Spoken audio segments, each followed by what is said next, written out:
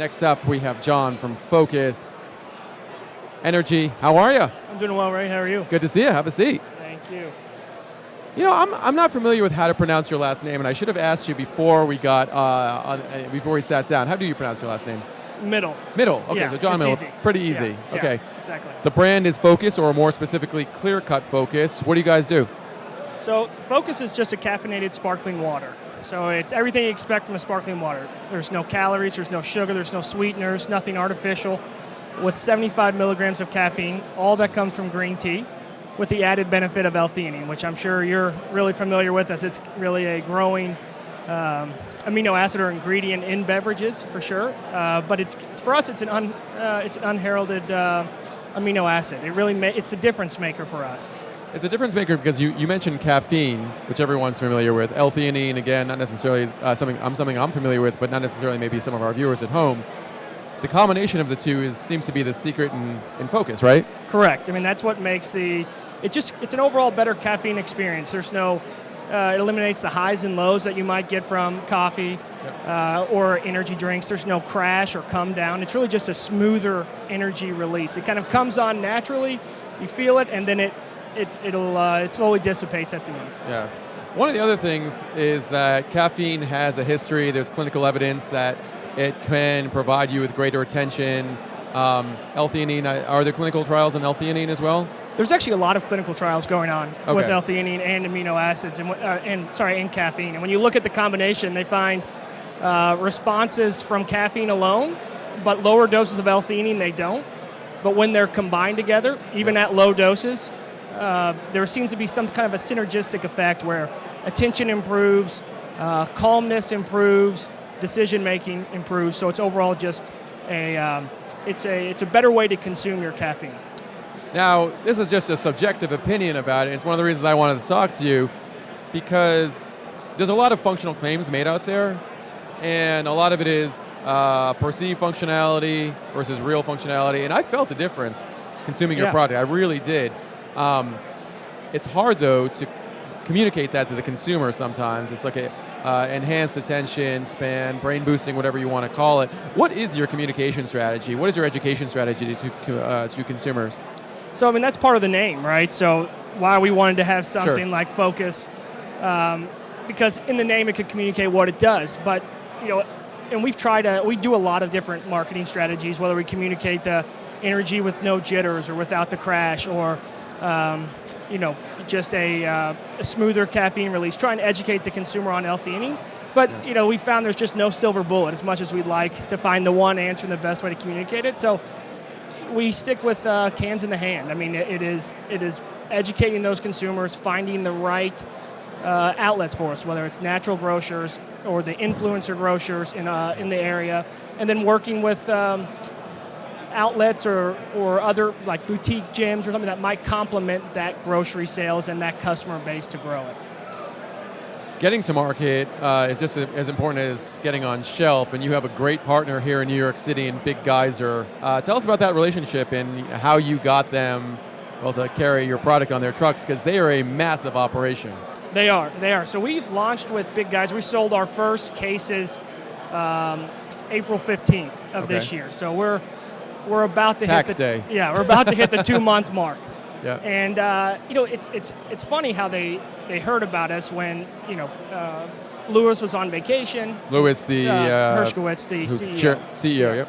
And he was on vacation, and he was at a bar, and some people were talking to him, and they're asking what he did, and he said, I run a beverage cart. I push a beverage cart in New York City. And they're like, you have to carry Focus. And he's like, I've never heard of that. I'm not sure that's a real brand. They're like, yes, it is.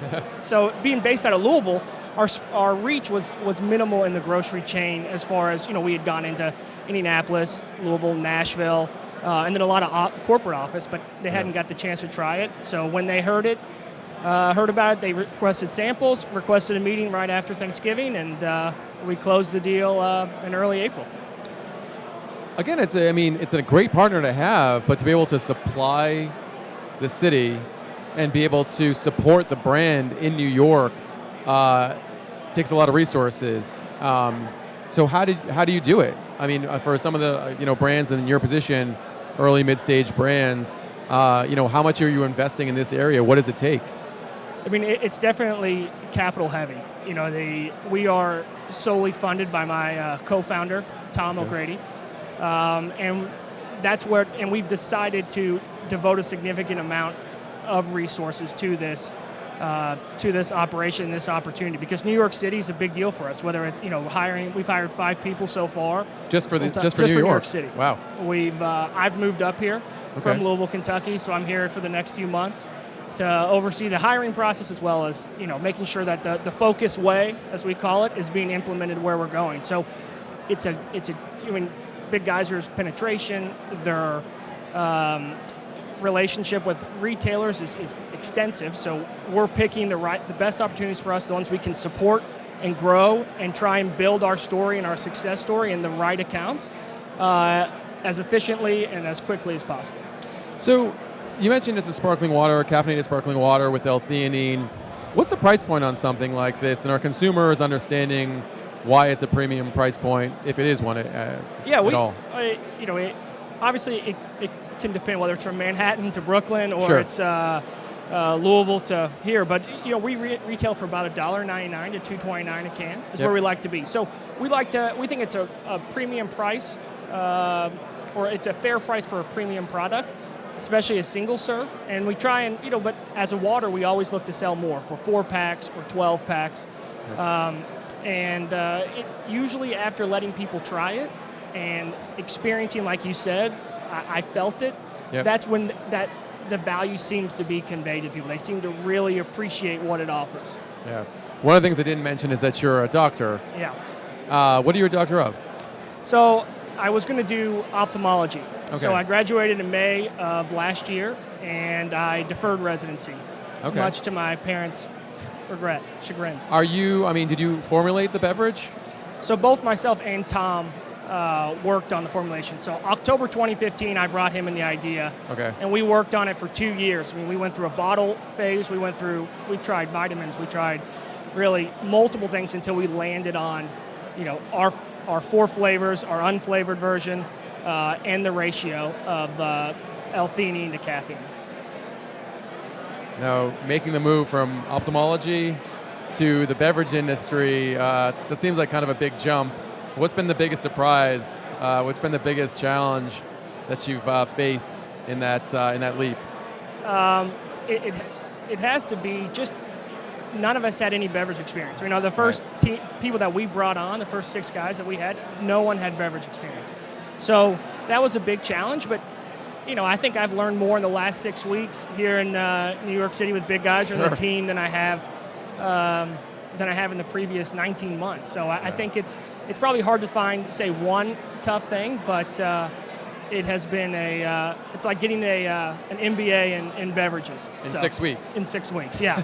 And but it's been awesome. It's been a great experience. It's a fun industry. You can feel the energy here. I was just telling our last interview guest.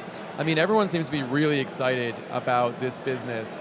And for the most part, people that you talk to are really interested in seeing you succeed, as are we, for BevNET. I feel like, that's one of the things that's not as abundantly known or as clearly known, when you start. But when you get into it, people are here to help, I would say, for the most part. And I think that's probably been a pretty big, not a shock, but it's been one that I've been pleasantly surprised with as far as how willing people are to help. People that you just met at these conferences or an Expo East or West, and they like your brand, they like you, and they're willing to lend some advice, and that's been big for us. As not having any experience, we've relied a lot on people who know a lot more than us to get us to where we are, and still do.